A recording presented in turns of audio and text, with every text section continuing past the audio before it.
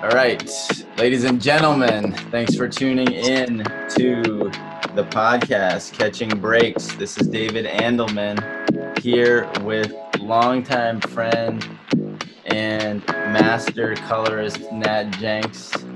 I met Nat when I was in college. We first crossed paths, then we later connected again down the line in film. We lived in the same neighborhood in Brooklyn. And I don't even remember exactly when we reconnected after many years after college. Nat, do you remember when that was? Yeah, I think I do. I think we were playing poker at a poker game,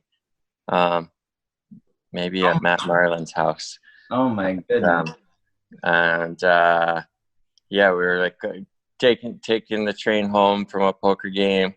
I think you had just cleared everyone out of all their money, and we got on the subway and we're going back to the same neighborhood. So started like reconnecting and like realized we both worked in film, and I think then it was a kind of a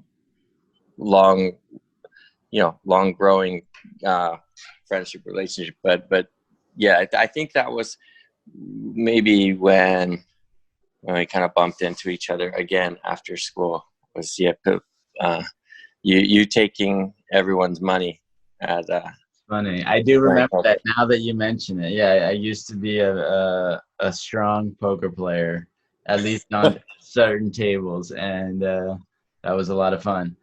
Yeah. So people know, Nat and I connected at Oberlin College, which was that's a whole nother chapter and story in and of itself. But the reason I wanted to talk to Nat today is because I'm really interested in the psychology behind how he operates, because I've always liked the results that he achieves in life in general when he sets out to do something, and film is one of those things that I love. And I'm curious about, for one, your story, how you got into film, and then as we get into the different moments where you caught your breaks, like that's another thing I want to hone in on, when you were able to catch big breaks or little breaks that turned into big waves, and what the psychology was that led to those moments. I find that strategy is only like a small percent of the game, if you will, if you want to use that metaphor, and like the psychology is a big piece of it. So let's start with, let's just start with the story, how you got into filmmaking and why you love filmmaking. Sure. So yeah, I mean, I think it's funny always. I just, even for this, thinking back about the combination of catching breaks and getting into filmmaking, it kind of actually sort of the same story in a way for me, where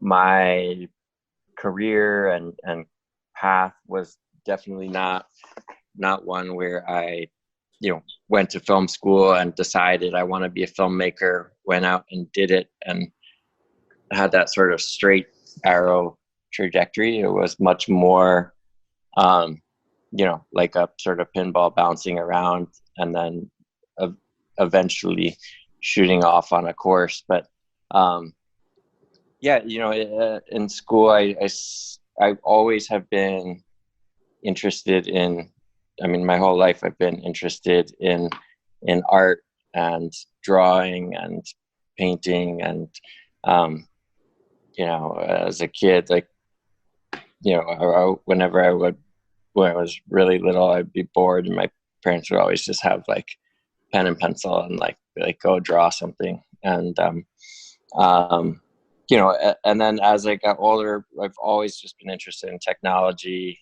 as well, and technology and art, and those tended to be the things I studied in school and were just my main interests. But short of that, like I never thought when I was younger that I would be a filmmaker. I always loved movies.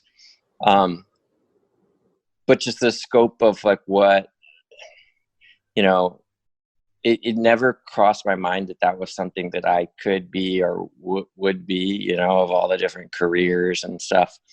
Yeah, So, go ahead. Yeah.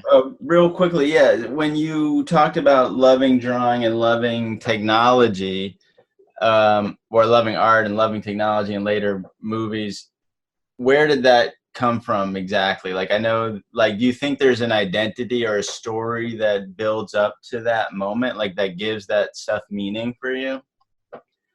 Have you ever thought about why you love technology, for example? Yeah, I mean, I think for me, the part of technology that I love is kind of a problem solving type of uh, type of thing, you know, where it's like it's it's something that can a clever way to solve a problem, you know, like um, I don't know, you know, when I was a kid, I would like build crazy stuff out of Legos, you know, like I had like Venetian blinds in my room, just, you know, the cheap Venetian blinds, and I built like a whole, spent forever building this thing so I could like, you know, with Legos and the, you know, the Legos with the gears to, and a little motor and stuff, so I could like control the Venetian blinds remotely, you know, from my bed, and then like ended up trying to put like a solar sensor on it, you know, so they would like automatically go, you know, which was That's totally, genius. That's I genius, mean, dude. in my mind, it, you know, of course, like I didn't even really care about whether they were open or closed. It was more the idea of it that like appealed to me, of this sort of like problem solving, like here's this fun problem to solve, and then you can kind of attack it with these different things. And so, you know, and computers and technology is just in general always seemed to me just to be tools to like, that were parts of sort of puzzle solving, you know. And I guess that was like the fun part of it. Um And what was on the art side? What was the first? That's an amazing project, by the way. What was the first piece of art, be it a TV show, movie, or installation, painting, whatever the case may be, that really struck you and you started to think about art in a way of maybe as a creator or even just consuming more of it as a consumer? It's such a good question. You know, it's funny how much you forget about your childhood. Like sometimes I wish I had, you know, written a journal and stuff so I could kind of go back and more recreate my thoughts as a kid. But, you know, I guess like a lot of like, you know, we lived in Chicago, and for most of growing up, I've moved around a lot, but we're often outside of Chicago. And so we would go to the Art Institute a lot. And, you know, I got really into like Magritte and like Escher and, you know, those kind of like very more technical and sort of surgical, like not surgical, but like, you know, a lot of kind of nerdy boys get into that type of stuff. Escher You really, know, like, oh yeah, that was yeah, amazing. I like remember the kids first in like Escher. math club would like really into Escher or whatever. And like, but you know, also, you know, all sorts of different stuff. I mean, I remember even, you know, on the other side of things, like they had some amazing Henry Rousseau paintings, you know, the kind of tripped out like forest stuff, and with the like lions and stuff. And thought like it would be cool to paint my room as that. And but yeah, I mean, I think you know, there weren't like specific, I think a whole slew of different paintings, but for me, really, actually, when I was younger, my experience of that of art actually was more on the making it side than consuming it, because I don't know, you know, we did go to the Art Institute sometimes, you know, when we'd have friends in town or whatever, but that was not that frequent. And I guess part of, I wonder how if it's different now, but like with no internet and whatnot, I just didn't have the opportunity to see a great deal of art. No, I feel you. On the creator side, that can be very impactful too. I mean, I remember as a child making stop animation, even like we did a fake Jerry Springer show, with a friend, and we had like the Hollywood bum, and like, we pretended to be these characters, and I just remember showing it and this amazing reaction happening. You know what I mean? Like everyone is going crazy laughing, and that can also be a big moment. I feel like that stuck with me for a long time. Like the idea that we can come together and it brings everyone together. There was like a bonding thing. So what about the first time when was a moment where you created something as a kid that might have impacted values?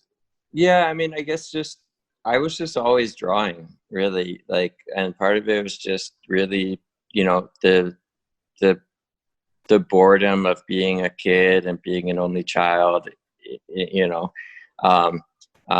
not, I mean, I don't mean boredom in some sort of terrible way, but just, I think boredom like played a big part in like me and a lot of my friends' lives, like, at that age, like just sort of having to come up with things to keep your brain going. And, I would also just draw all day long in school too, What were you drawing? Were you doing like comic book characters or portraits? No, I would just draw like I just doodle, or like sometimes actually, I think in phases I did actually have, like with my friends, we'd like make up like characters that we'd draw, or depending what I was interested in at the time, I could be like just drawing little Ferrari Testarossas over and over again, or jet planes, or like little Escher cubes, or whatever the thing that I was into at that moment. Sometimes just drawing whatever was in front of me. Like I got really into perspective, and like shading and like 3D, sort of dimensionality and stuff, and trying to make drawings that I remember all that. Through a phase when I would do like a million Bugs Bunnies or Bart Simpsons, or like trying to master like one drawing. But what was it about was there satisfaction in that, or where did the identity of doing it sort of come from, you think? Well, I think, I mean, I think that at a certain point, filling the void, you said. In some ways you were filling. Yeah. But also, I think anything that you start to appreciate for, like, if you are good at something, or like are learning new things with it, it can kind of just become fun on its own. Where, I think like for me, like, there was like, I did just like doing drawings of what was in front of me, and I was a kid, like I have like all these drawings in my parents' basement of just like folders and folders of drawings of just like stuff around the house, like the drawing of the kitchen chair, or the windows, or the coffee cup, or whatever, just to I kind of like, like trying to take what I was seeing in front of me, and then I think that kind of, I got really into photography later, but even when I was doing a lot of photography, I think the fun part for me was always more kind of the like capturing it compositionally, and like the more abstract than I remember, like I did stuff in the dark room, and I would go to the dark room with my girlfriend, in college, and we'd do stuff, and she was always like kind of perplexed by my photographs, because they weren't like really of anything. You know what I mean? Like they would be like a picture of like the window in our apartment or something, and like, you know, or like a door hinge or something, you know. So and what like, did you see in those that she didn't, that she was perplexed by? What were you looking at? well, you know, just shapes and like and and light and darkness and kind of more of a just looking at these objects and sort of seeing some sort of abstract pattern in them. And you know, she was more interested in the subject matter and like, you know, people and, you know, the social meaning and you know, like what the story that the photo has to tell sort of narratively. And you know, I never was as into that, you know, for the thing, for me personally, you know, which actually is kind of, you know, it's funny thinking about it now because you know, in filmmaking, you know, something that people talk about a lot is like, you know, everything is sort of in service of the story, right? And telling the story. And I don't Depends on really, the filmmaker, you know. I yeah, think some are yes, into atmosphere, or you know. of course, yeah. And I think that's something that I think, you know, for a while there's also sort of a trend or something of in discussing filmmaking and even in advertising, which is like so annoying that people would, you know, sort of echo this refrain of like, oh, it's all about the story, and we're storytellers, you know, we're all storytellers at heart, and it's all about the story. And of course that's true to some degree, but I think you know, yes, like you said, it's also there's also a great deal that you can do in filmmaking visually and with sound and music that really doesn't have that much to do with story in the normal sense. It's like, you know, about creating atmosphere and creating mood and creating a feeling. Absolutely, That yeah. I really, do feel like, and some filmmakers combine them. You know, you can have a moment that like transcends into just atmosphere, mood, whereas a lot of it is story driven. You know what I mean? You can dabble and mix it up a bit, but yeah, I know what you mean. So, but it sounds yeah, like you were very interested in like the raw aesthetics. exactly. Yeah. Yeah. And I think like as I've gotten into um, as I've gotten older and gotten into filmmaking, you know, like you said, the things that I love the best tend to be a mix of the two, right? And where those two things are the story and like the sort of more cinematic element of it are mixing, you know, and working together, but they're not entirely one and they're not entirely the other. And but you know, they're both like, you know, I love both types of things. You know, there's stuff that there's, you know, documentaries that I love that are pretty much 100% story, you know, and like could almost work as a radio play or a comic book or almost anything, you know, where it's just someone recounting a story to Mm-hmm. you. But yeah, So how anyway, did I kind of you? got on a tangent there, but No, it's fascinating. How did you then, you know, just taking us along, transition from being into the aesthetics and being into art and technology, and then finding your way into film? yeah, I mean, I guess, you know, it is, you know, I could go on forever about the like my path, but I think that in the thing that's interesting just in terms of what we've been talking about is thinking about all the little breaks and catching breaks and just little coincidences that, you know, seem inconsequential at the time, or maybe not that consequential, but then maybe, you know, end up having a little pushing you along a certain path. And Yeah. yeah, So you know, what was one of those times?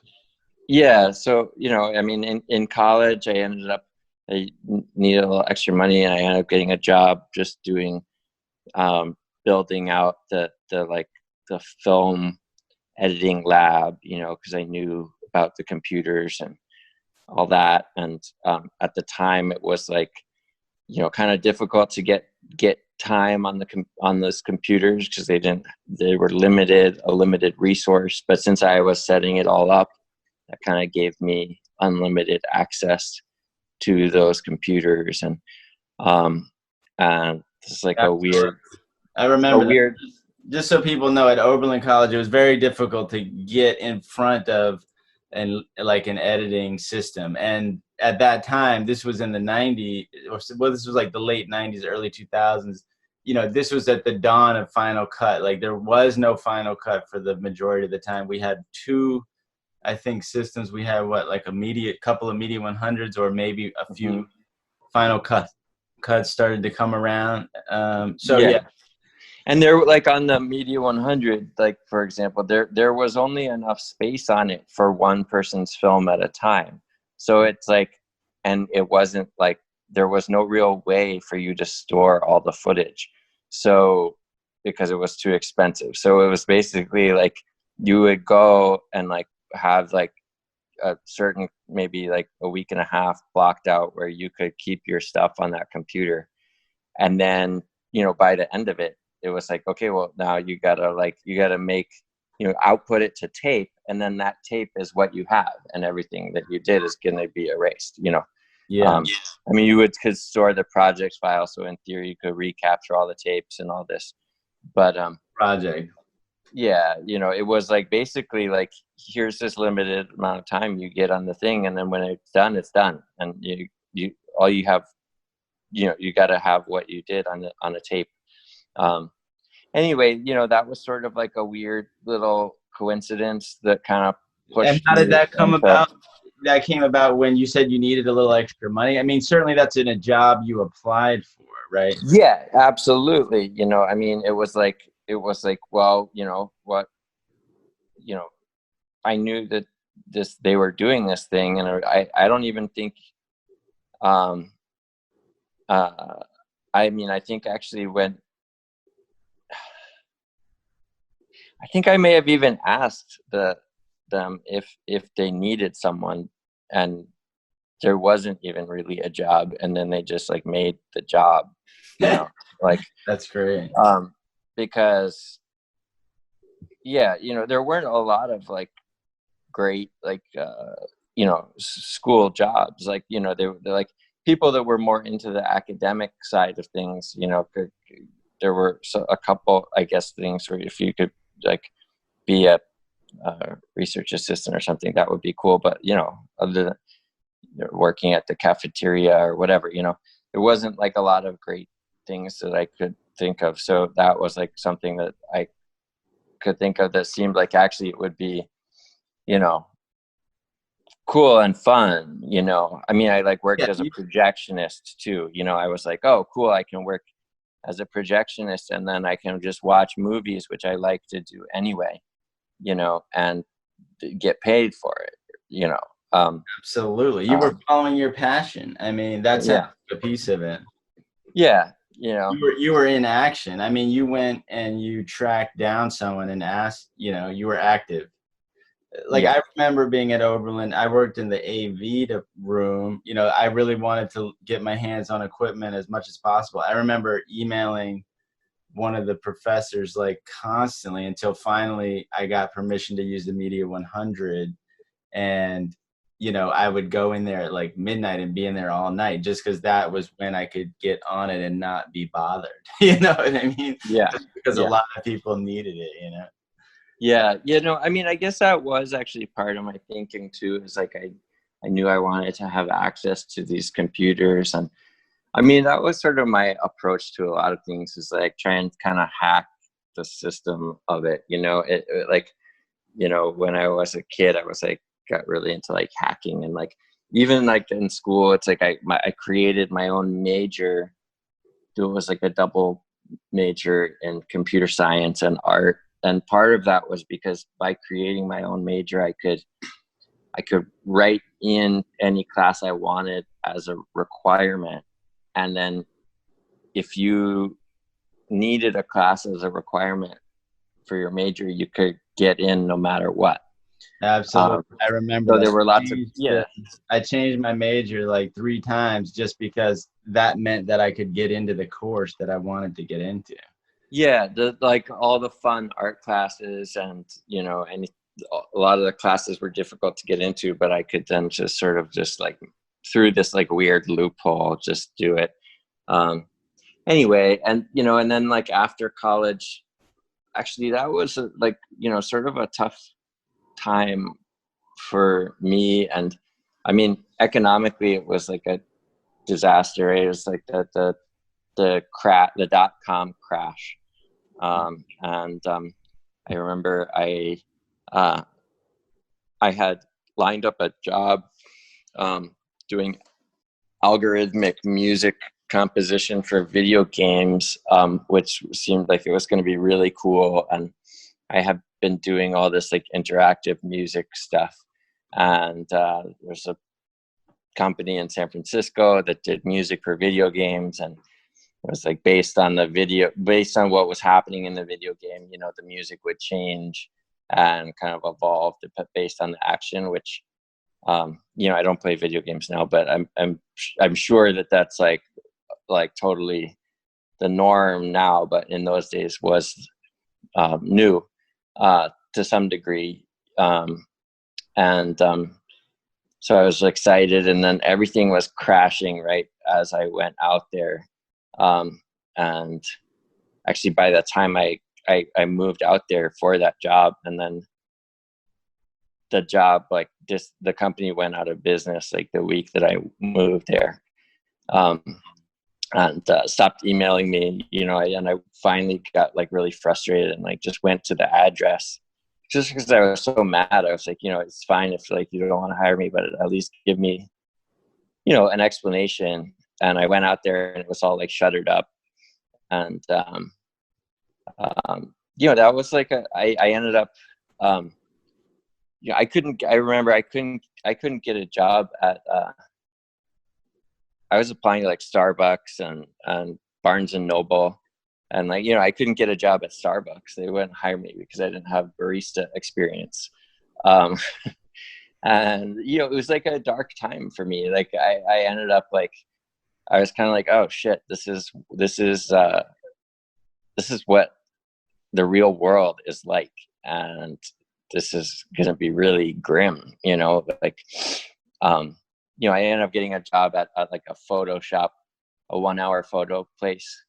Mm-hmm. And they took me, I wanted to like print the photos, and I thought it would be really cool to like learn the machine, because I had never done color. I had only done my own developing in black and white. So I was like excited to learn the color machine and read the whole manual and everything. And they like took me off of it instantly because they were like, you're taking way too long. You know, it's called 1-hour photo. It's, you know, no one, I was like trying to use functions of it that no one had done before. And they were like, all you need to do is like, you know, when it's like a sunset or a landscape, just make it really, really saturated and colorful. And then just make sure like, oh, like, you know, white people look white and black people look black. And I was like, what are you talking about? That's just crazy, you know? So they took, I basically got fired from that, and they doing too good of a job, but taking too long. I Yeah. remember where, you know, I had a friend that operated one of the CVS photo machines, and briefly, this is when I lived in Austin, and it was like a big deal, you know, because they had some really powerful printers. They didn't use them to their capability unless you knew the right person, you know.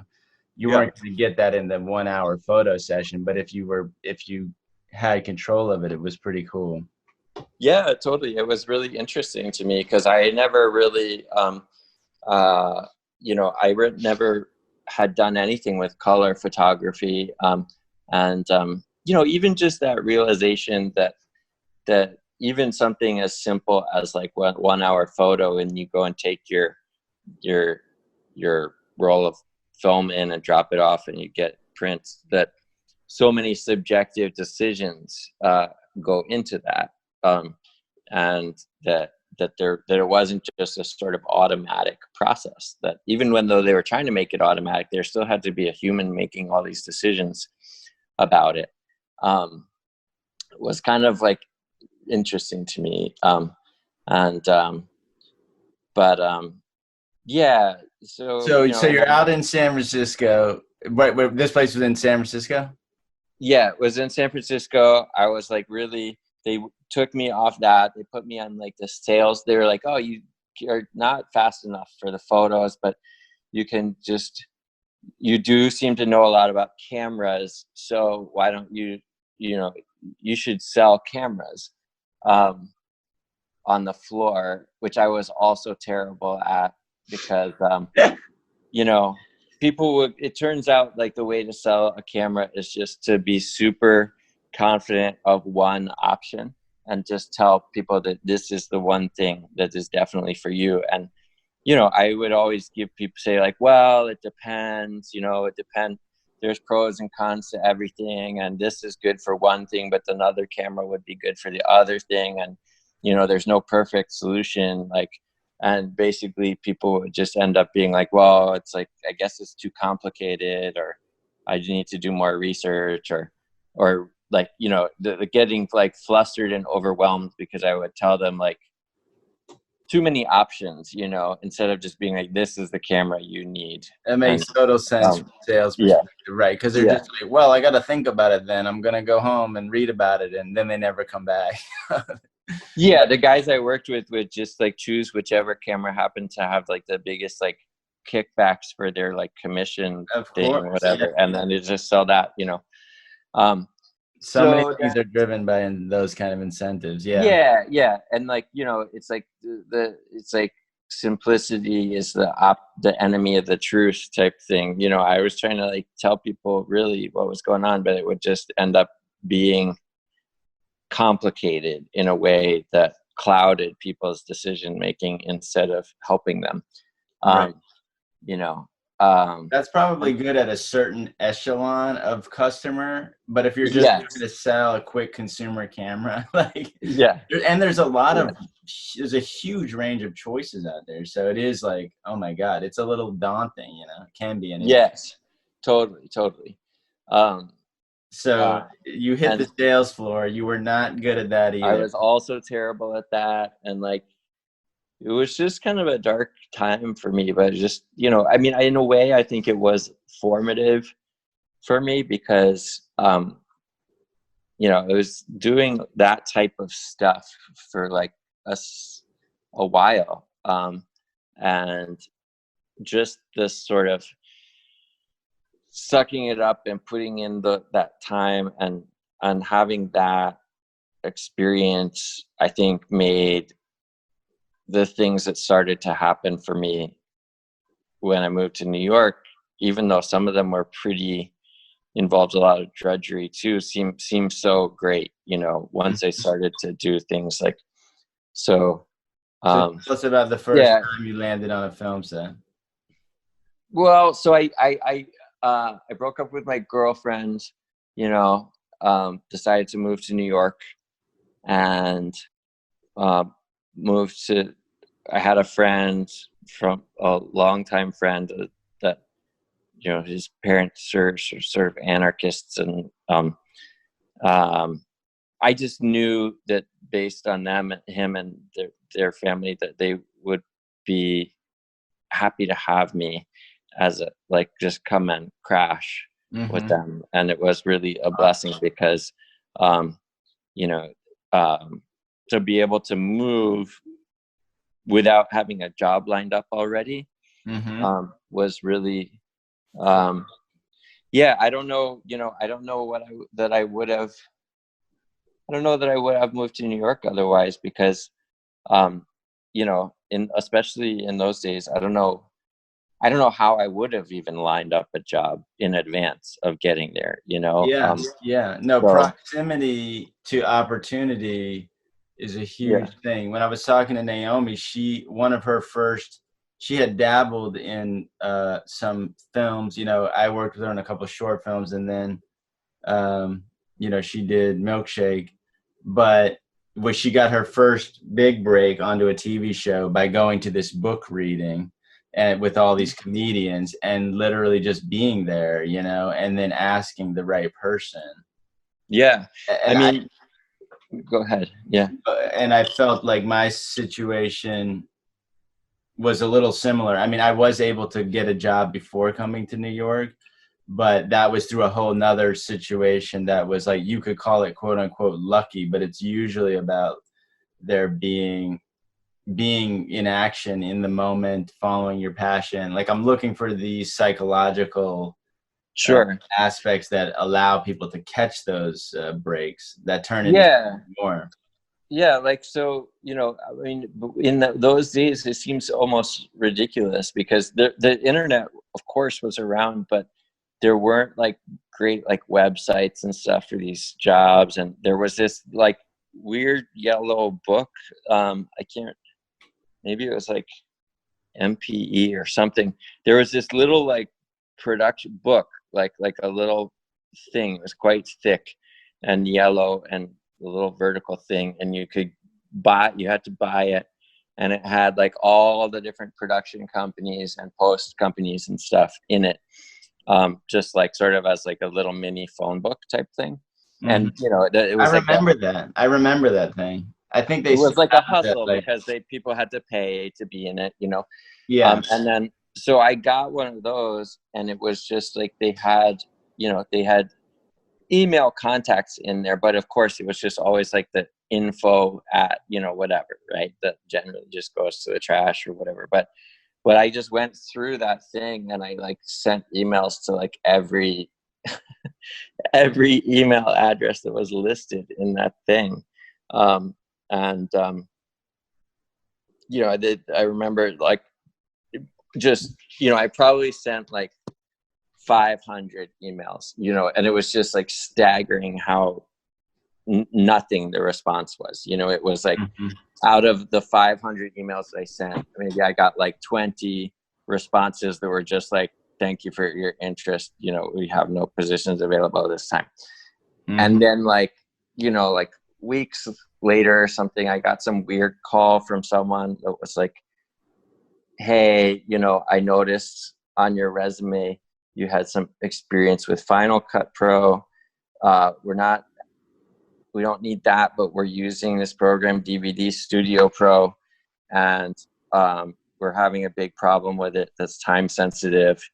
Like, do you think you could come in tomorrow and fix it? And I had never used DVD Studio Pro, but like was like, absolutely, I can, like, you know, totally can come in and fix it. And then like, you know, got on like, this is back in the day, and got on like Pirate Bay and, you know, downloaded DVDs, a pirate copy of DVD Studio Pro, and like read the manual and tried to like get up to speed on it and test it all out. And, you know, then went in and, you know, I basically, like, by the time I had gone in there, they had basically figured out the problem anyway. But it was like my in at a, you know, a commercial post production company in New York, a place called Red Car. That was a commercial editorial place, you know, and I was like in the I don't know if they still exist even, but and those days, like, commercial editorial was like really it was like the golden age. You know, they had like a basketball hoop like in the, you know, a giant space, like block long space in Soho, with like beautiful like couches and stuff all over, and all the edit suites all around the edges with amazing views of Soho. And, you know, they had a basketball hoop, like giant, you know, ceilings. In the office, and like hardwood floor, so you could go and like shoot basketball, you know, shoot hoops, and like, you know, it's like almost like sort of like if you were to make a movie now about like sort of that type of extravagance, like, you know, that was like what it was, you know. They had a chef that would come in and make everyone food and you know, so yeah, that was like a sort of a funny, weird thing, you know. I mean, I ended up leaving that job pretty quick because I also was not good at it, you know. So they didn't need you for the DVD Studio Pro, but just meeting them was enough. Yeah. So then they were like, oh, well, you know, like, I see that you have, you know, experience. They just saw the word like patch bays on my resume, and we're like, oh, well, we're building out a machine room. Could you help with that? Interesting. And I did a little bit, and then they like ran out of budget on that, but they felt kind of bad. So they were like, well, what about, would you want to work in the vault? I see. Which I said, yes. Sure. You're getting your foot in the door. Yeah. But this brings up a couple of interesting things. I think, well, for one, we should explain what a machine room and a vault are, but also the idea that, one, you used kind of a brute force method with this email. I mean, you blasted 500 emails, which I think it's amazing that you even got 20 responses, because I find that like proximity and follow-up are such a huge thing. You know, it's not about the first cold call, you know what I mean? But if you can let them know that you're serious, that's a big thing. And then the other thing that jumped out at me was like, you kind of promised the solution before you had it. You know what I mean? I think there is a certain amount of confidence in doing that. Like, I've found with the biggest jobs that I've done, I always have to promise something that's outside of what I've done before, you know? Yes. And I have to be confident in doing that. And eventually you are confident in doing that. Like, I feel like your experience in college, setting up these other things, you knew that you were going to blast through DVD Studio Pro and there was going to be no problem, you know? Yeah. And I think, you know, a piece of it, just thinking about it now too, is that, you know,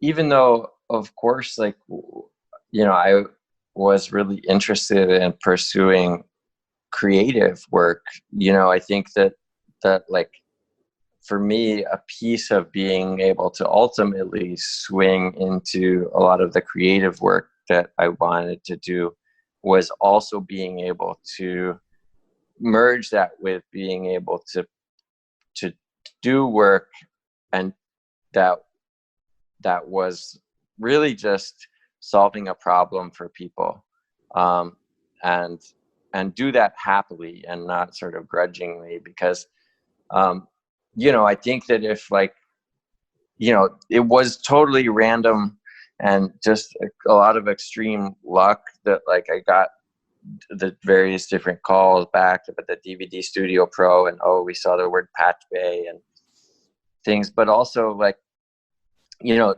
the things that made them call me were because there was a specific problem that they thought I was going to be able to solve for them, rather than like if it was just like, oh, you know, I have like screenwriting and, you know, like made a short, or, you know what I mean? Like, no one was looking for a filmmaker, right? You know, no one was like, oh, we really want to hire a you know, 20-year-old kid that is going to be the next great filmmaker. They didn't care at all if I had a good aesthetic. They just wanted, they were like, oh, this kid could maybe help make the patch bay, and he's probably a lot cheaper than hiring a real engineer to do it, you know. How much value can you bring to a project or a company or whatever the thing is? Can you bring tremendous value? I think they probably, they did see that. You demonstrated that. Because, you know, I think if I was just like, oh, I just want to be a filmmaker, like, I would have been much harder, you know. I think I would really probably would have needed to know someone, you know what I mean? Like get an internship or something. But yeah, like yeah, I don't think anyone hires a super young 20s filmmaker. I mean, you know, a filmmaker kind of hires themselves. You know what I mean? Right. There's a certain bit of enrolling many others into the idea, including financiers. You know, sometimes it helps to be connected to a cause or a sponsor that can also find a win in it for themselves, you know. But no one's really asking people to make a film until they've got a track record that they know they can prosper with, or think prosper with. But I see what you're saying. That's yeah. I mean, I think the other thing too, you know, it's funny, just talking through like this little, like, the different paths that it took and the breaks and stuff, is I'm thinking about it now. And the two biggest like moves and sort of breaks I've had have both been, interestingly, right when I had like a breakup with a girlfriend. You know? And like well, being, you know, untethered allows you right? certain freedom to make certain moves that you wouldn't otherwise make. I get that, but yeah, I do really think that where those moments of like sort of reinvention of yourself, you know, where you're absolutely you're like, okay, like I'm gonna, you know, like I'm gonna move to New York and make, like, taking a risk, right? Like I'm gonna move to New York without having a job. I'm gonna sleep on someone's floor, you know, and maybe extend myself farther than I, you know, out of the safety net, because like you're kind of in the like, what do I have to lose mentality. And like, you know, same thing, like later on in my career, like I have been doing mostly like, you know, engineering work. I kind of had fallen into doing a lot of tech related stuff in film, and broke up with my girlfriend at the time. And you know, someone that I had connected to through work. Well, you know, Dave Kirchner, actually. Kirchner's a great filmmaker, post super. I don't know how he defines himself, but he's a lot of excellent projects. Yeah. You know, and he asked me, you know, hey, like, do you know anyone that would be able and interested and a good candidate to go with, you know, Steven Soderbergh? We're got this new camera that's never been used before called the Red camera. It's digital. Steven hasn't, you know, of course, hasn't done this before. No one had. And would you know someone that would be willing to like take a year and, you know, move to Spain, go to Madrid, and then go to Costa Rica and like all these different remote locations and kind of be the caretaker of the workflow and also an assistant editor. And, you know, I was just like, well, yeah, like I would like to do that, you know?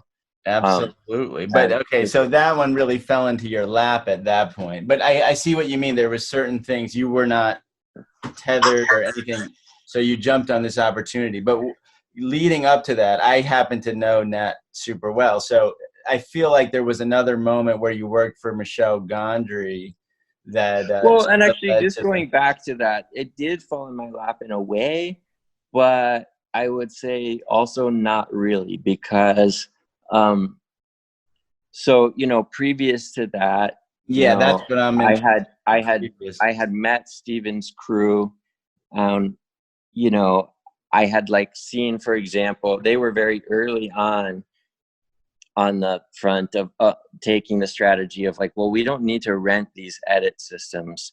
You know, they did the math and we're like, well, the cost of the system is only like, you know, 2 months of rental. So this is ridiculous. We're going to buy our own systems. Of course. And I don't know why more producers and directors don't do that, but you know, lately it's more and more of a trend, but yeah, this was in the yeah, early days when really it wasn't rare. no one did it. No one did it because, you know, it wasn't like people's problem to worry about, you know, and so people just, but Steven's team was very early on.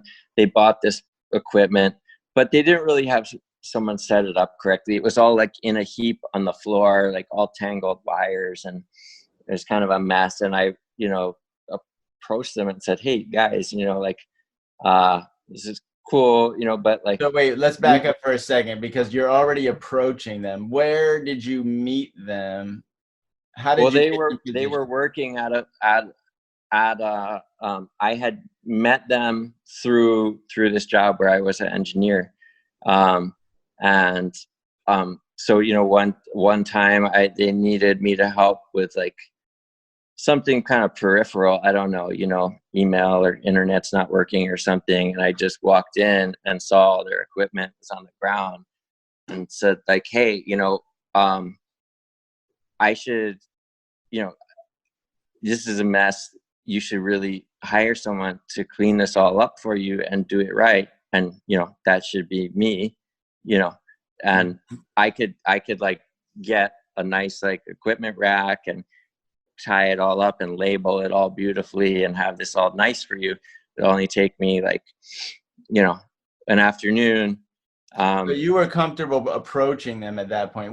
How did you meet them again? Sorry, I missed them. Through a job that I had at a post factory, which was a post facility in New York in the early days. But So they weren't even really like a customer at that point of like, they were just renting office space there, because they had gone this route of like buying their own equipment. So yeah, they, you know, I knew they were there, and we had like in passing met a couple times, and you know, this project of like that I said like, "Oh well, I'll just like clean this thing up for you," ended up being like a lot more work, you know, and there were a lot of situations in which they needed my help, and once they saw you could solve these problems, they were like, "We got to have Nat." Exactly. So I became kind of their go-to person for questions. And, you know, at that level, you know, of course, I then, for the same reason, became one of the first people that they would ask when they were looking for someone to do this job that they didn't expect to be me, but they knew that they could trust me. So, you know, when they did need that person, I was one of the first people that came to mind of like, "Oh, let's ask Nat who would be good at this, because, you know, whoever he recommends is going to be good." Yeah, So I can tell you by the time easy for me to recommend myself, you know what I mean? Yeah, by the time Kirshner's emailing you like, "Hey, Nat," that's the gentle way of saying, "Hey, you want to do this?" You know what I'm saying? I'm sure that was in his mind. Yeah. So you had already proved the value that you brought. It wasn't a risk for them at that point. That's interesting. So let's back up a little more, because I feel like that was a big break. Obviously, you weren't coloring yet, but so the journey continues. But before that, I remember you working on a Gondry film, and did that open doors to working at Post Factory, or how did that fit in? Yeah, The early one, not the one you colored, but before that, when you were kind of still getting into the, you know. Yeah.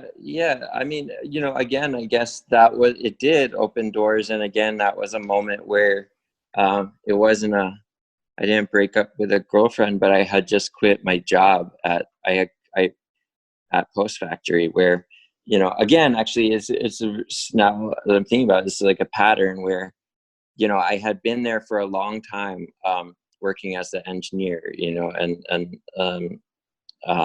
you know, I started there, they had like 4 Avids,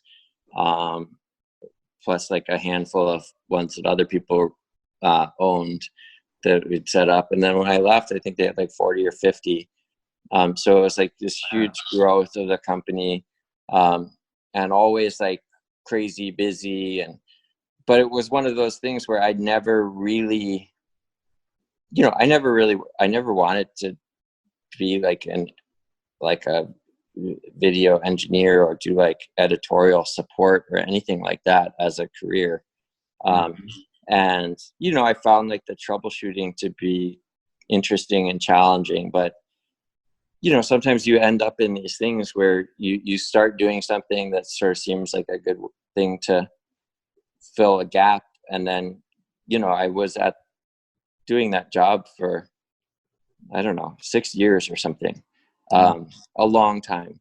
And I kept like thinking like, well, I should line up something else before I leave, this job. I've got a good paying job. And, it would be crazy to just quit like without having something else lined up, but I finally just got kind of sick of it, and it was like, one of those things where you wake up one day and you're kind of like, wow, it's been 6 years or something since I've been doing this, and I just need to pull the plug. And so I quit that job, and sure enough, within like a month, someone was like, oh, would you ever be interested in doing assistant editing? We have a job starting up. And was that someone through the Post Factory that you met? It was through that connection. Yeah. And through the whole like Final Cut thing too, because it was, in those days, no one cut feature films on Final Cut. Walter Murch had done Cold Mountain. But that was pretty much it in terms of big, real films. I guess then Walter Murch had also just done this film Jarhead, which I did the setup on. I remember seeing that in the theater. Yeah. So they knew and this Gondry film was going to do Final Cut. So it was sort of similar. Like they were like, oh, at first they were like thinking of me as someone to ask about who would be good connections, but they knew I had just left, and they were like, would you like have any interest in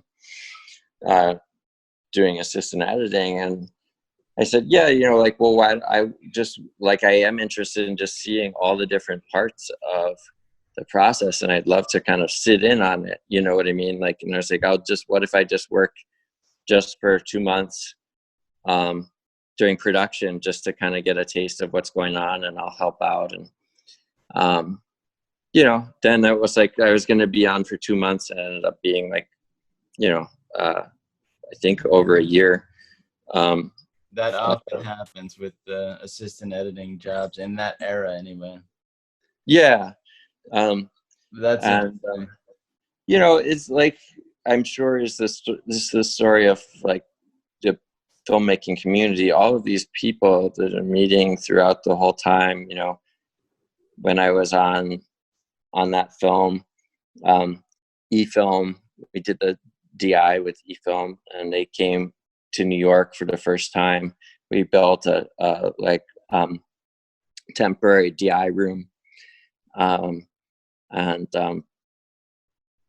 those people are people that I'm still in touch with today.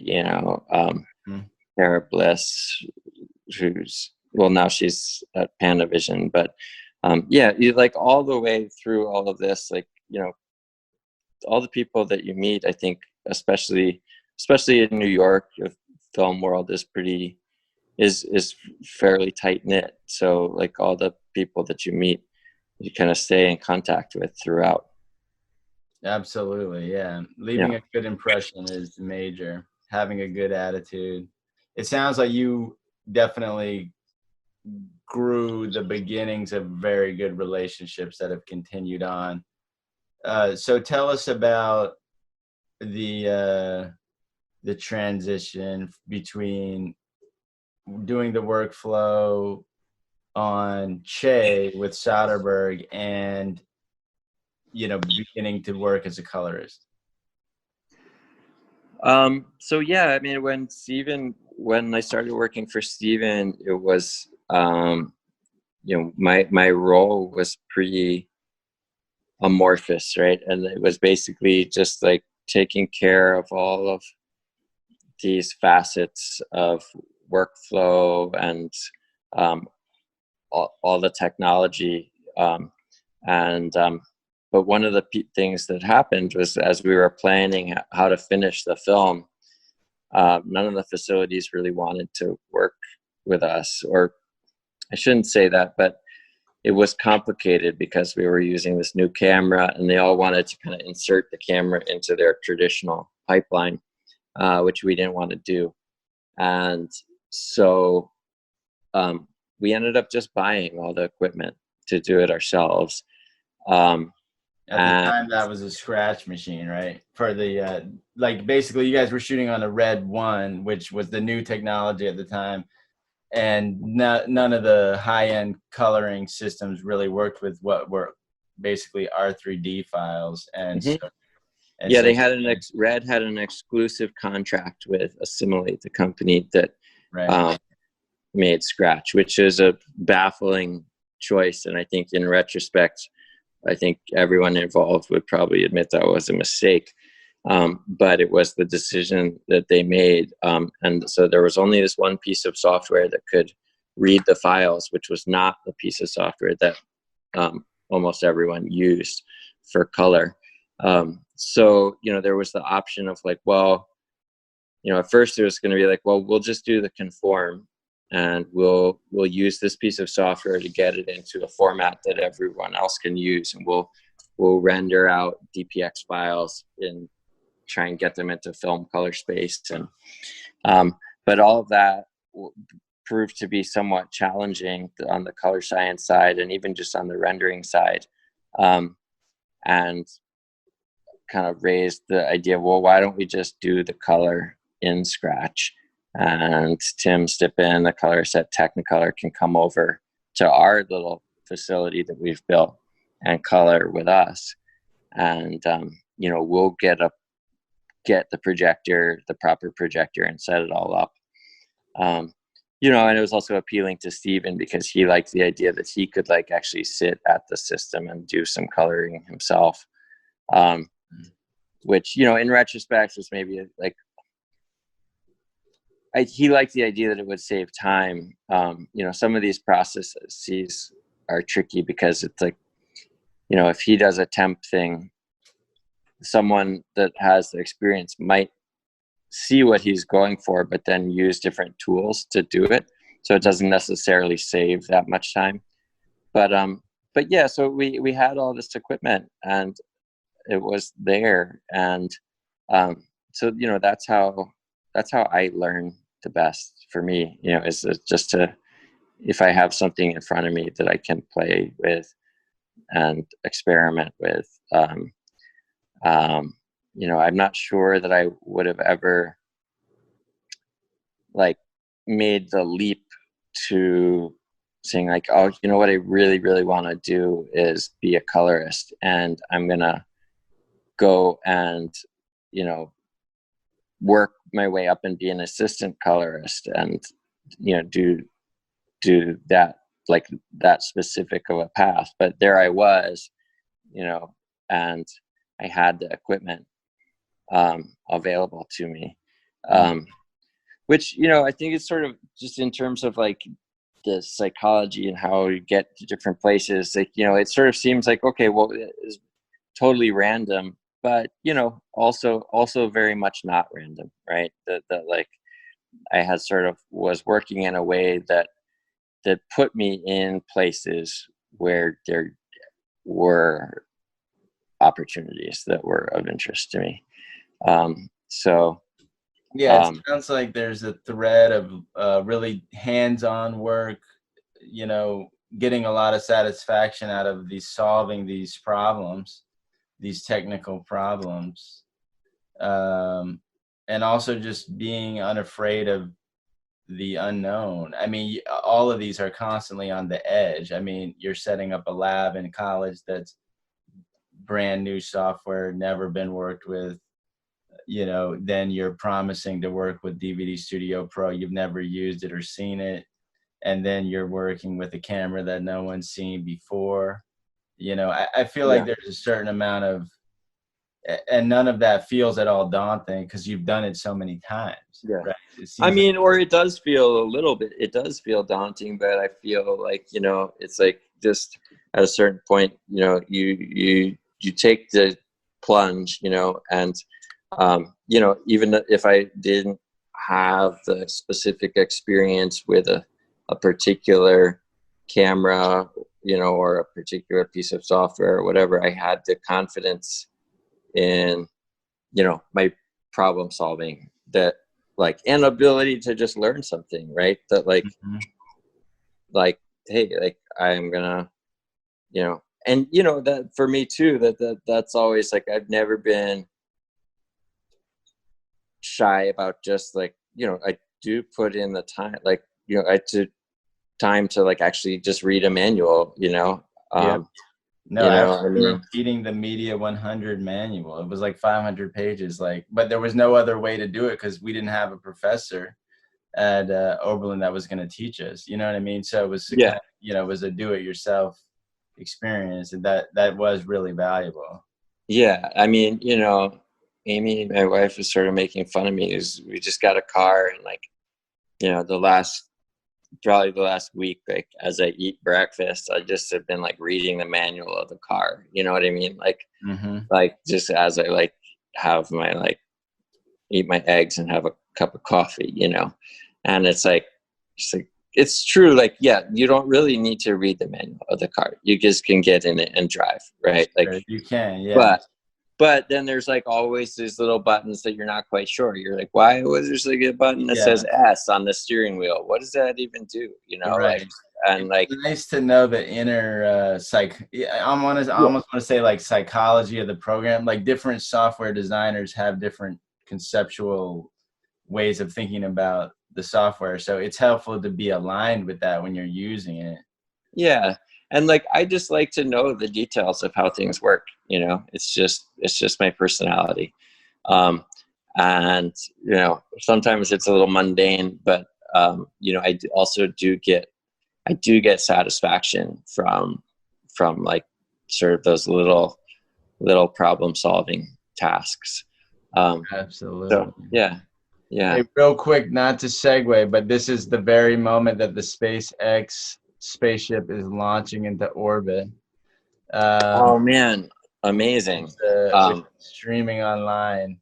I'm not looking at it, but my wife Carla just showed me. I was trying to watch it the other day. I got rain delayed. Exactly. I was checking it out with the weather delay. But that's amazing.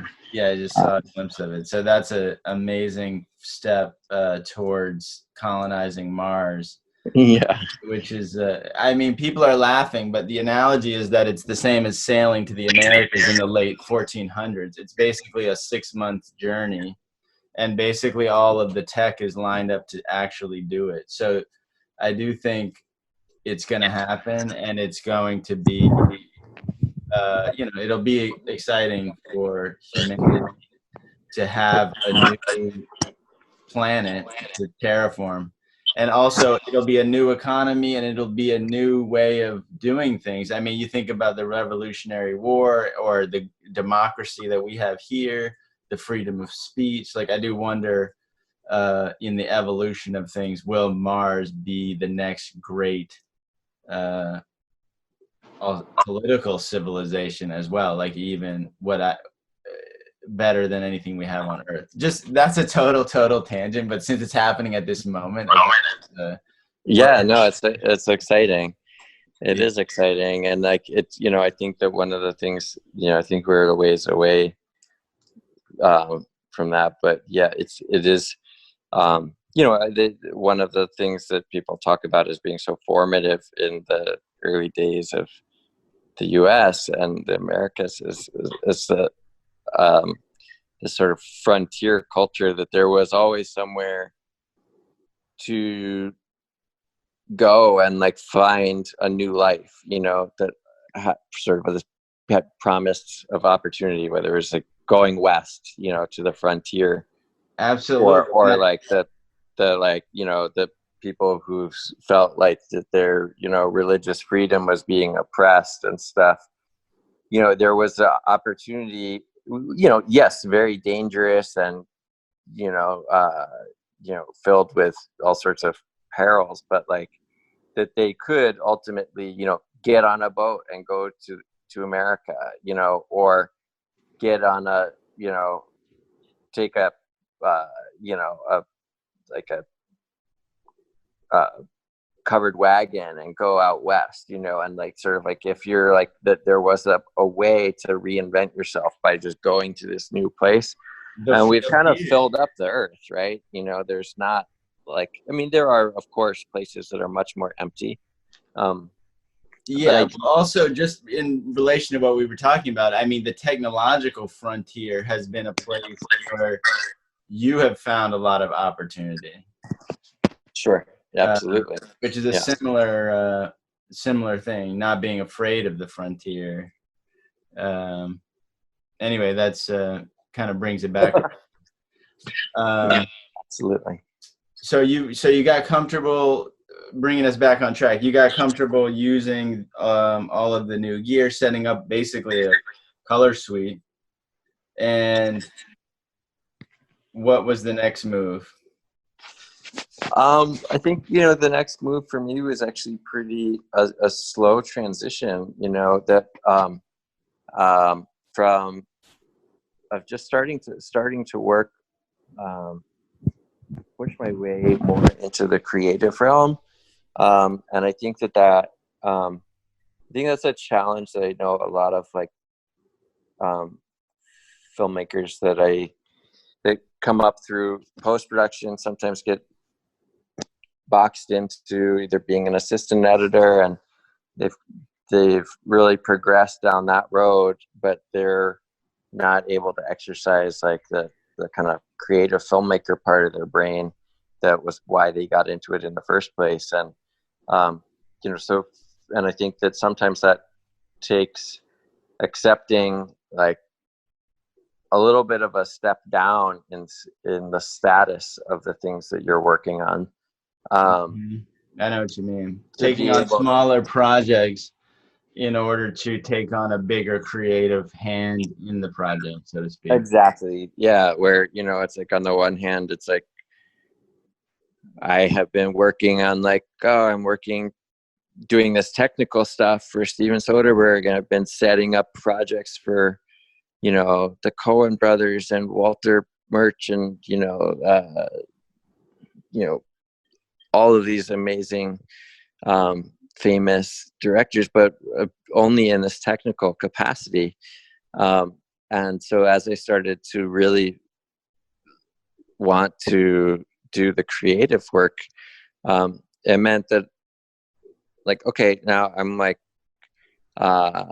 taking on features that were ultra low budget. And, you know, thankfully I had saved some money, you know, during, you know, working for Steven. And, you know, in those days it was like single and in remote locations. So I wasn't even like, I just had my paycheck go straight into my bank account, and production would pay for my expenses. And all I really did was just eat and work. So I had saved up some money and was able to, which helped, but I wouldn't say it was necessary, but it definitely helped. And then was taking on very low budget projects that were things that were interesting to me, of like micro budget indies. And you know, like interesting point for me. I worked for one time RZA, which was super awesome. He's the best, and he put out this meditation series that's actually on Spotify. It's free, and one of the meditations is on like finding your own voice to some degree, and he talks about, you know, the Wu-Tang being in Staten Island in this rather isolated situation. This was way before the internet, and he attributes a lot of the sound that they were able to find to being isolated. and that helped him find this unique voice. Whereas I do feel like when you're working on all of these huge projects with all of these, commercially huge projects with really well recognized directors, yeah, it can be a little harder to find your voice. I mean, for one, you don't even get as much of a hand in the creative, and or you might not. And then two, it just their voice is so loud, in the zeitgeist. It's like hard to sometimes where you stand. So I remember when you started out as a colorist, you were in Red Hook. Absolutely. Did you feel like, being a little more out there, was it, helped you in any way? Well, I think that in the early days, talk about, catching breaks, like that was another point, that when we first, one of the first films that I did in my my new setup, when I had first gotten really branched out on my own, was your film, Milkshake. So exactly what my world was like at that time, where I think that I was very, very focused on getting everything technically right, but not needing to chase down having everything look beautiful and be in the most convenient Soho location or whatever. And it was really kind of client space. The client friendly space, and I think I was really focused on finding those indie filmmakers who really wanted to eke out every ounce of value from, and to put every dollar that they had on the screen, as the saying goes, I guess, where I could, and also who had potentially more flexible schedules, and were willing to, make that sacrifice of schedule to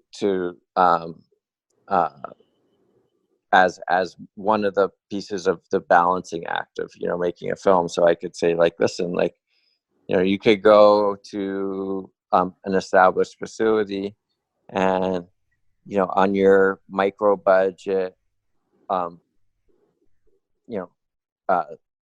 your budget, you're going to get 3 days, wherever it is, company 3 or something, or even somewhere less fancy, or you can work with me and we can do 2 weeks.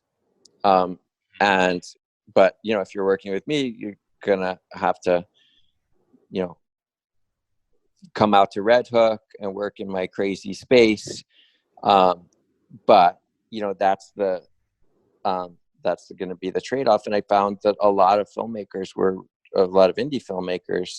were instantly got it, because those were the types of trade-offs that they've been making through every part of the process. And I feel like a lot of indie filmmakers have worked behind the curtain, so to speak. So you see where the value is. And don't get me wrong, there's a lot of good things about some of these great facilities in the city, like where you are now. I mean, obviously Goldcrest is one of the best in the city for client experience and for the actual color and the tech and everything. But at the same time, I do think there's something working behind the scenes. You can see where the value ends up on the screen versus where it doesn't. It's just about the scale of the project, right? And there's huge value there in the amount of time that I was able to spend on projects. But also there's I was just a single person, right? And with limited resources in terms of, I only was able to do one project at a time. Schedules were very unflexible, so say I was working on a project and then a project that I had worked on the previous year, maybe they sold their film and they needed some deliverables made.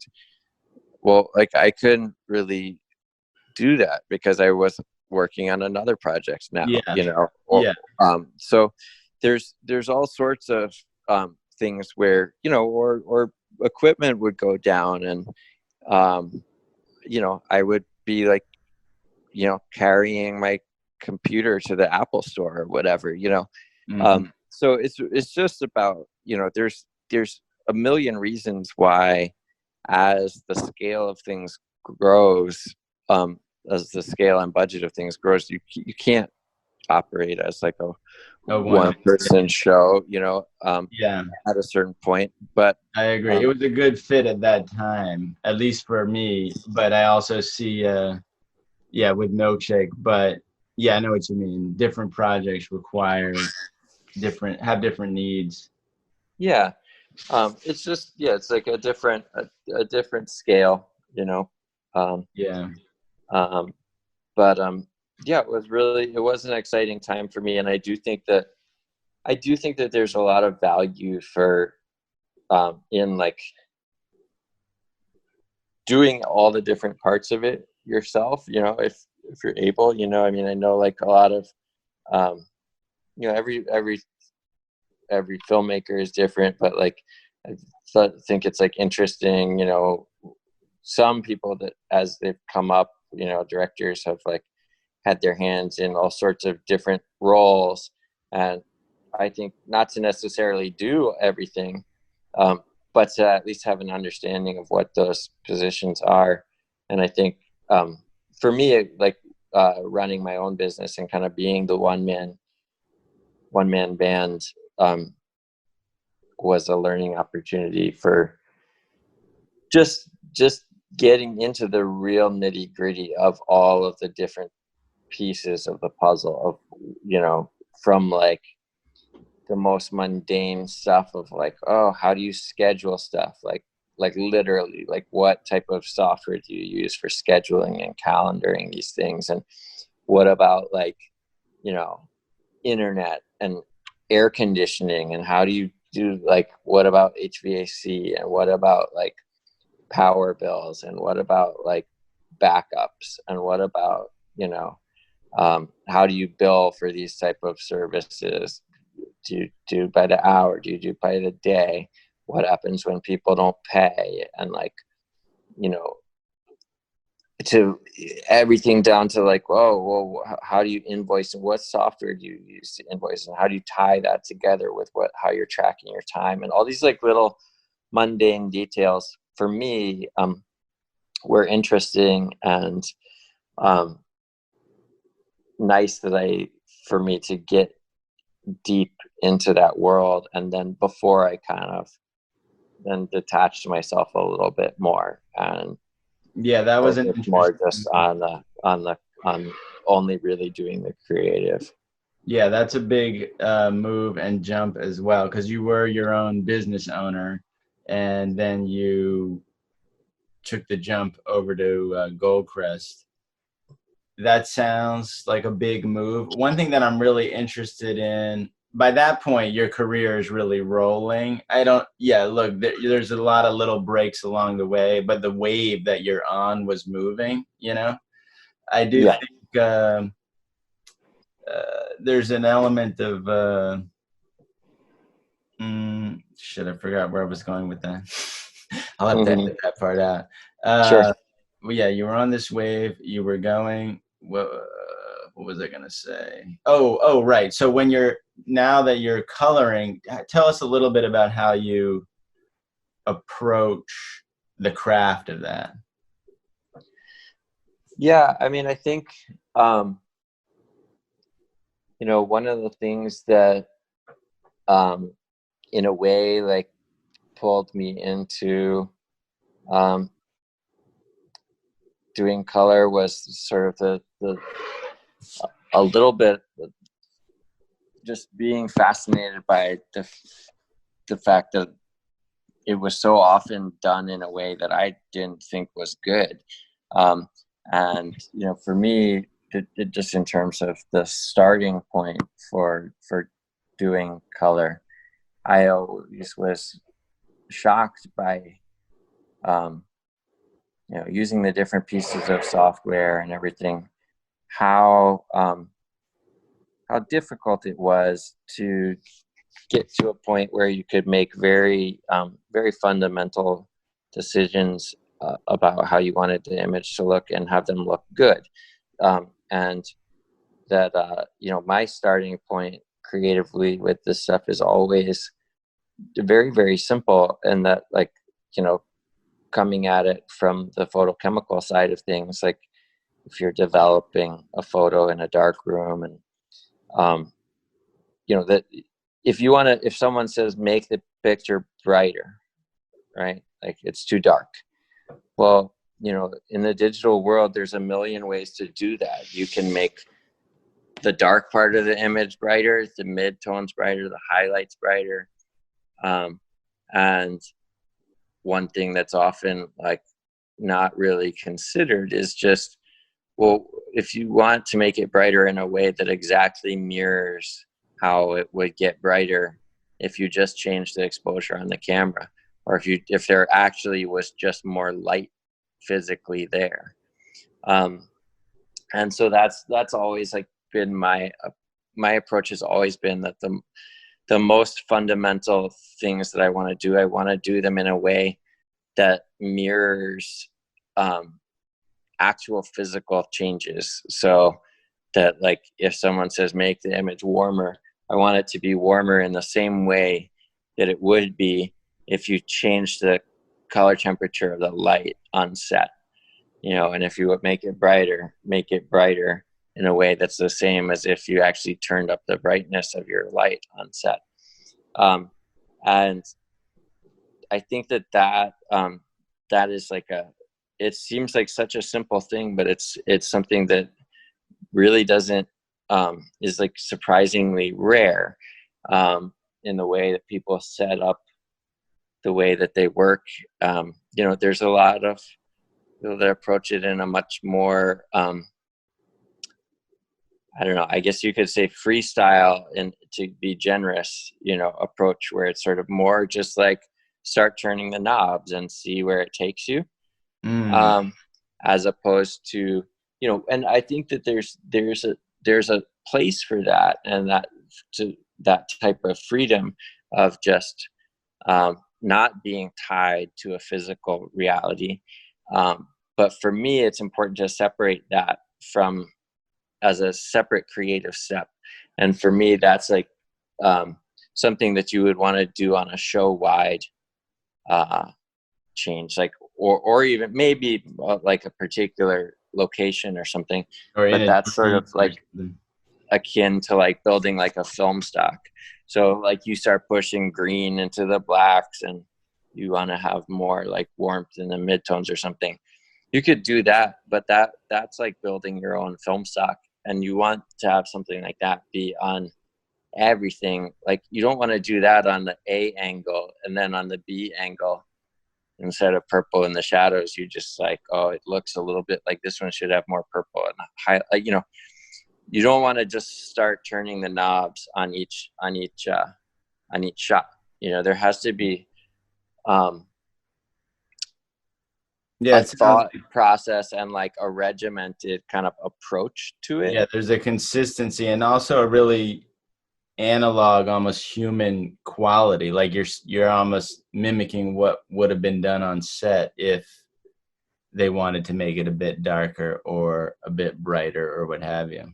Yeah, and then, you know, those rules are meant to be broken, right? So once you get good at doing it that way, then you can start saying like, okay, well, fine, but this shot's really flared, so I'm going to drive some contrast into it. And I don't know, maybe this particular moment does warrant like having more blue in the shadows or whatever, because I think it's going to look cool.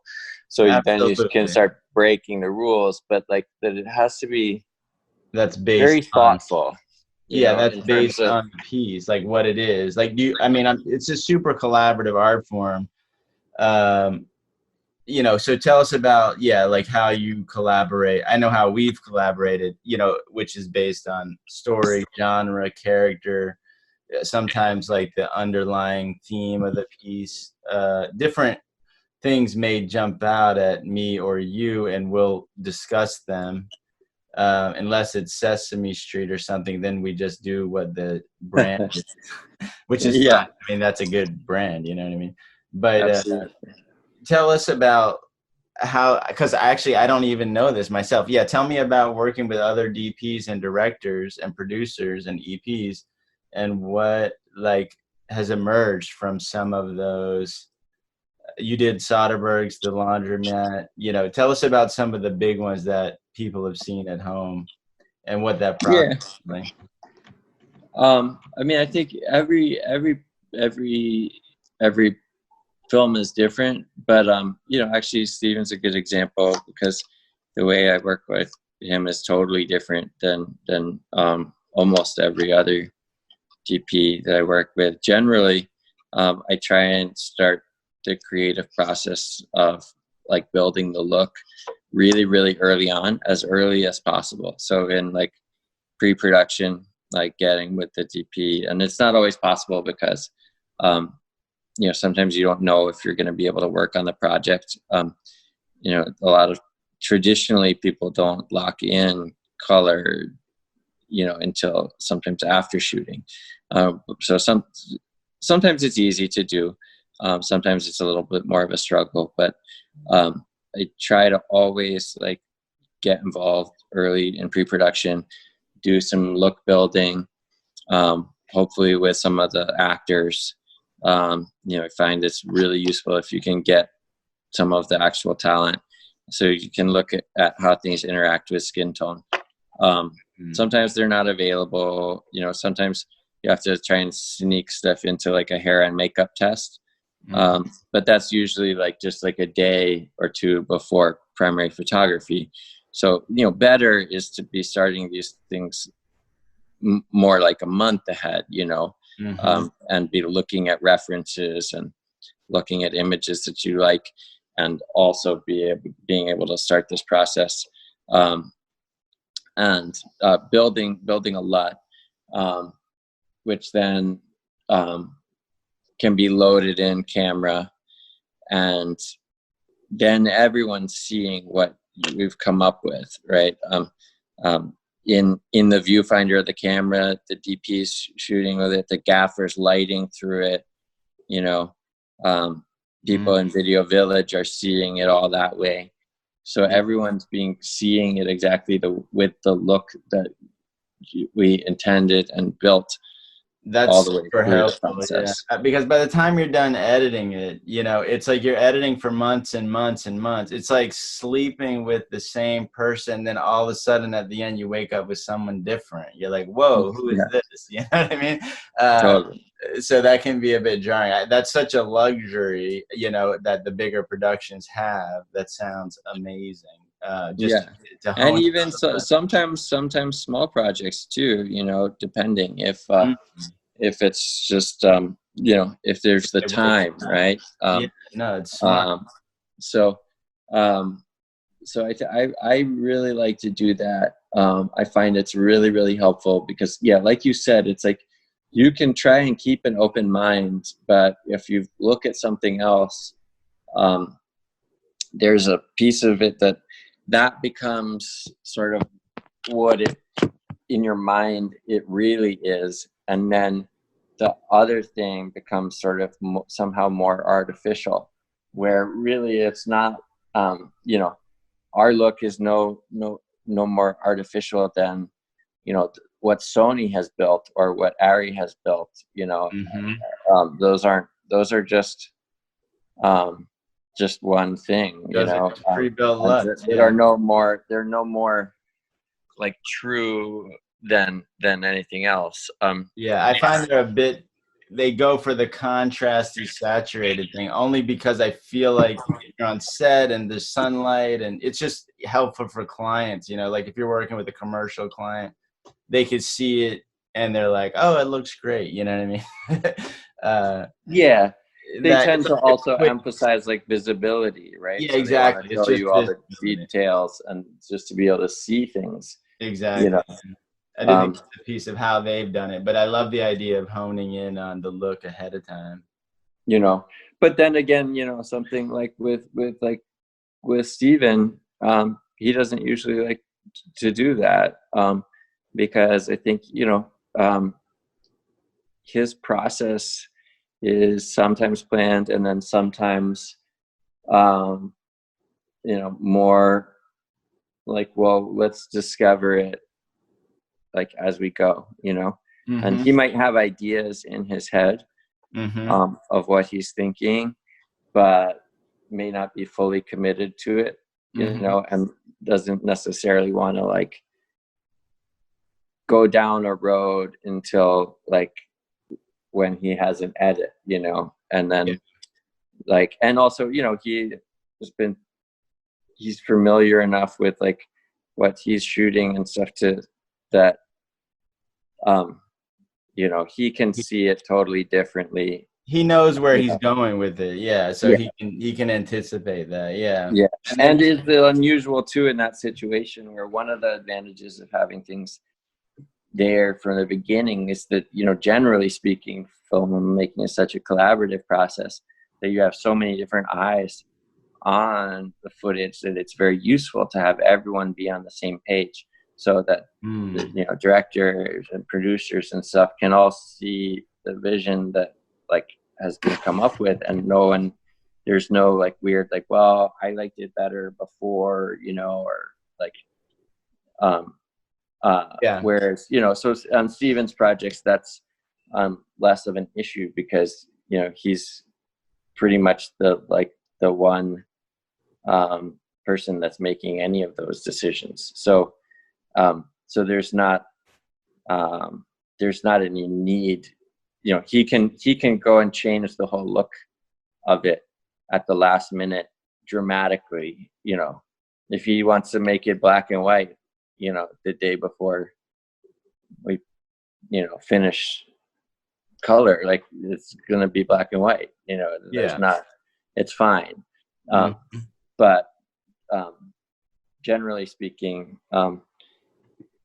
that's obviously less true, and it's even more advantageous to have everyone be seeing the same thing, all the way through the process. Yeah, I can see that. I mean, if you're really working in the nuances, especially, like I But could. even then, it is sometimes, even then, I do think it's also like it's important to just be open Mm-hmm. to like to a complete rethink of it, like I've had Yeah. a couple of times where it's like, sometimes it's a little painful because you're like, oh, we did all this work, we came up with a look and da, da, da, da. And then like someone's like, I really, think, it's just way too X, it's, could we try something? And, I think it is important to be open to it, because it's so easy with these things to commit to a decision and then really, dig your heels in and not be open to something. And, Mm-hmm. especially when you're on a schedule and a budget and like, you're in day 3 of 5 of something and you've already gone down this path and someone's like, but yeah, what if we did do the whole thing black and white or whatever? You know what I mean? Absolutely. I know That's that. like, you kind of get like, at first it's like a little like, yeah, but we don't, what about like, we're not gonna have time and da da da. But I do think that it's important to just, keep those options open. I mean, this past Sundance, I had a film that, we got to like day 4 out of 7, prepping a film for Sundance under a really tight schedule, and it became clear like the director really wanted to go in a totally different direction than what we had been doing, and those are tough situations, but I think it is important to ideally, you don't have such a tight time deadline, but I do think it as much as I love planning stuff from pre-production, I guess my long-winded point was to say I do think it's also key to keep yourself open to the idea that you could reinvent the whole thing. Yeah, I can see that. I do find that in the script writing and the editing, there's a thing where you're discovering what the piece is. And I really lean on genre and for one, just to tell me some basic things, like what aspect ratio are we in? What color palette are we in? But it's not until you get to the end that you know what it is. So you might and generally generally that discovery process is sort of iterative, and it's like whittling it down, you know what I mean? It's like taking this big thing and you're slowly removing things, and it's sort of slowly evolving and getting closer and closer to one end. But like occasionally it's like you start to get down, sort of whittling away, creating the sculpture out of the like piece of wood, and then it's emerging, and then like sometimes it's like, okay, like what if we just threw this out and just took like take a moment to like go on a sort of side mission, like a little like rogue expedition to just explore something. Yeah, it's super fun to explore. I remember writing Milkshake as a drama, like a dark drama. And then when I made the short film and I was writing it just as a short, I kind of discovered that actually it was a comedy. You know what I mean? And so it went from being like in my head widescreen black and white to like this kind of indie dark thing, to being like a funny satire and shifting a lot of these choices, But I also feel like the same thing goes for the movie itself. Like when you're at the end, then you really know what you've got. And so that can inform these color choices, because that takes that, that's one of the last things you do in the process, at least for most filmmakers. You color, then you master it. Obviously the mix is happening, but For sure. Yeah, absolutely. So given everything that we've looked at in terms of first, obviously we've talked about some fun film stuff, but in terms of the psychology of things, I'm into these days thinking about this more and really designing my life as opposed to falling into things, which I did for a while, especially in the early 20s. That's really common.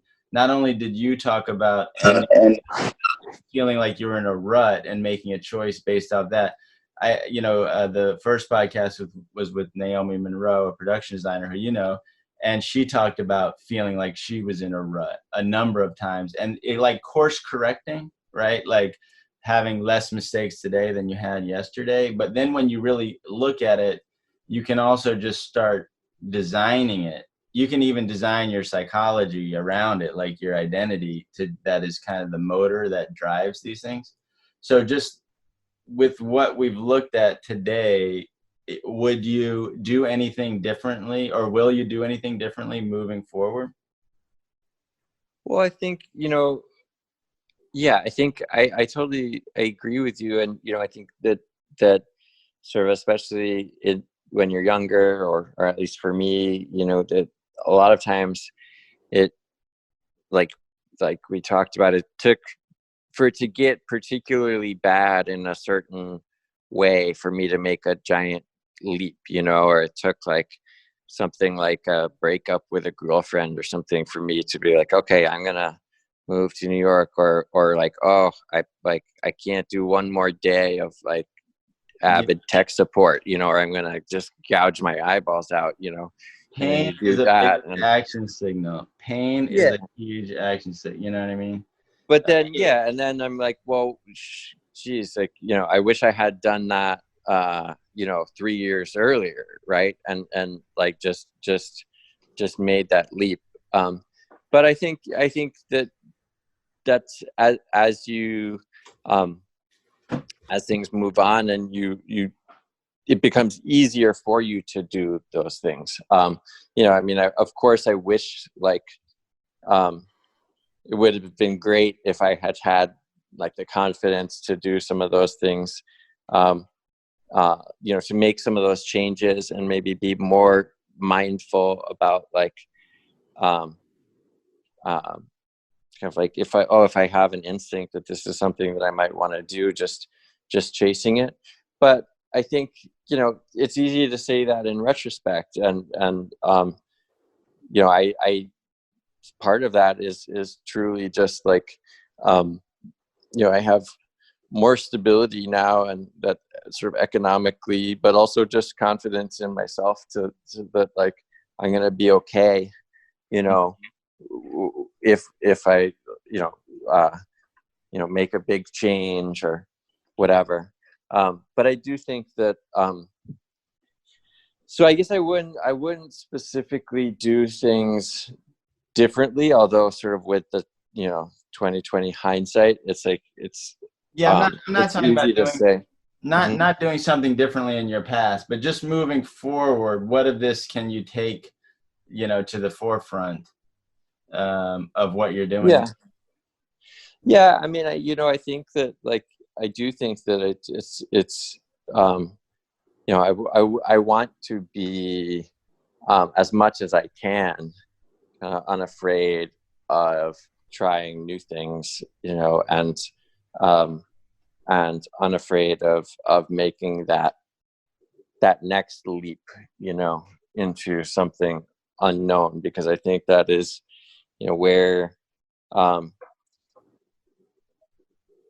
the most interesting stuff tends to happen, is like looking back at what we've been talking about is those places where I've jumped into something that is maybe a little bit beyond what I know how to do at the moment, and kind of putting myself in a slightly risky situation. And I've had a lot of that in my past, and you know, just wanting to make sure that I keep doing that, right? And because it's easy to kind of settle into a little bit of a routine.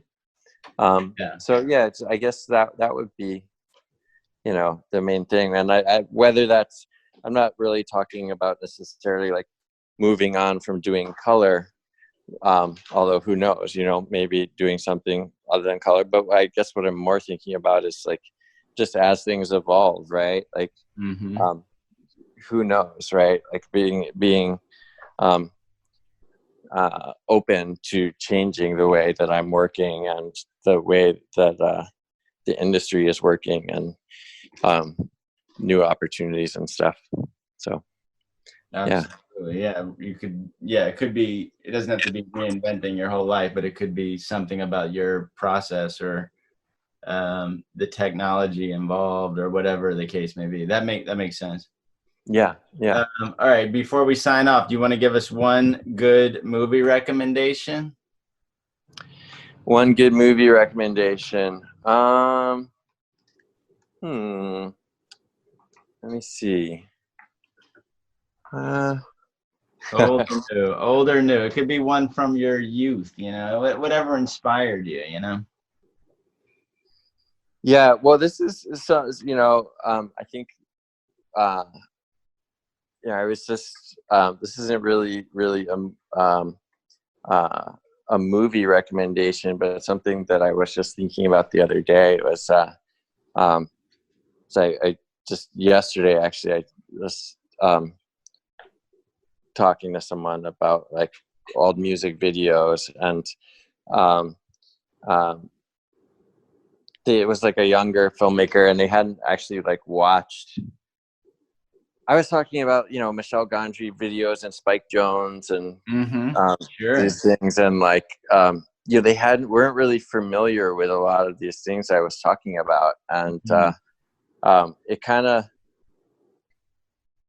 kind of like, so just surprised me, because like in my world of people that I kind of came up with, like those that was such a piece of mainstream culture that, like, you know, everyone knew these music videos, you know. Yeah, the And that, like, the White Stripes one, or yeah. And there was that series of like discs, the director's series DVDs that had like Michel Gondry and Spike Jonze and Chris Cunningham and a whole bunch of them. I can't remember who the others were, but there were just amazing discs. And even in that era too, it was like you couldn't find a lot of that stuff. Like you couldn't just type in Michel Gondry White Stripes video, you know, into Google and like instantly get it. So like having these physical things was sort of interesting. But it just made me appreciate like music videos as this sort of cultural as these references that were actually really pretty important to me, you know.